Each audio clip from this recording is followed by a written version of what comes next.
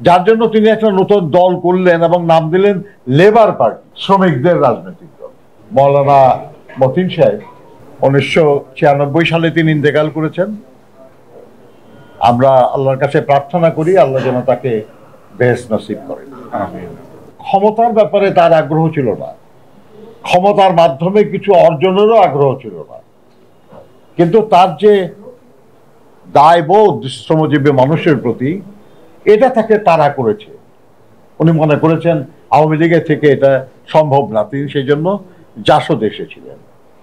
জাসদে তিনি যা চেয়েছিলেন হয়তো ওই সময়কার জাসদে তিনি সেটা পান নাই, যার জন্য তিনি একটা নতুন দল করলেন এবং নাম দিলেন লেবার পার্টি,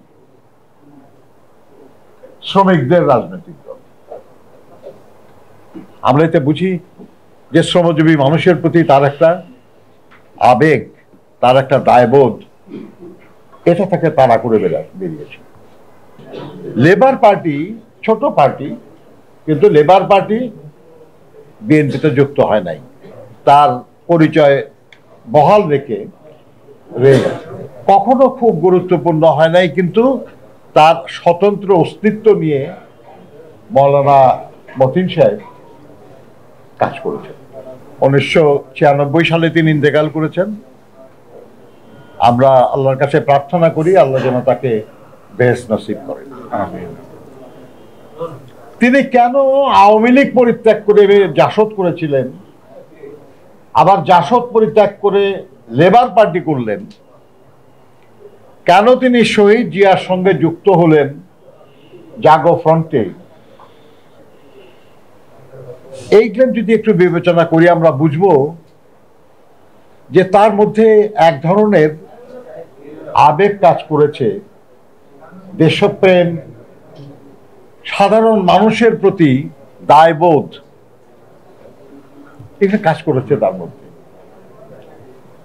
আওয়ামী লীগ যখন প্রবল ক্ষমতায় অধিকারী, স্বাধীন বাংলাদেশে খুবই ক্ষমতাশালী রাজনৈতিক দল, তার ঢাকা মহানগরী তার একটা অঙ্গ দলের এত বড় নেতা হয়ে তিনি আওয়ামী লীগ পরিত্যাগ করে জাসদে চলে গেল, যেটা বিরোধী দল। অর্থাৎ ক্ষমতার ব্যাপারে তার আগ্রহ ছিল না, ক্ষমতার মাধ্যমে কিছু অর্জনেরও আগ্রহ ছিল না, কিন্তু তার যে দায়বোধ শ্রমজীবী মানুষের প্রতি, এটা তাকে তাড়া করেছে। উনি মনে করেছেন আওয়ামী লীগের থেকে এটা সম্ভব না, তিনি সেই জন্য জাসদে এসেছিলেন। জাসদে তিনি যা চেয়েছিলেন হয়তো ওই সময়কার জাসদে তিনি সেটা পান নাই, যার জন্য তিনি একটা নতুন দল করলেন এবং নাম দিলেন লেবার পার্টি, শ্রমিকদের রাজনৈতিক দল। আমরা এতে বুঝি যে শ্রমজীবী মানুষের প্রতি তার একটা আবেগ, তার একটা দায়বোধ, এটা তাকে তাড়া করে বেরিয়েছে। কিন্তু আমি লেবার পার্টি যারা আছে এখন তাদেরকে আমি ধন্যবাদ জানাই যে তাদের সীমিত সামর্থ্য নিয়েও তারা এই দলটাকে এবং মৌলানা আব্দুল মতিনের স্মৃতিকে ধরে রাখার চেষ্টা করছেন।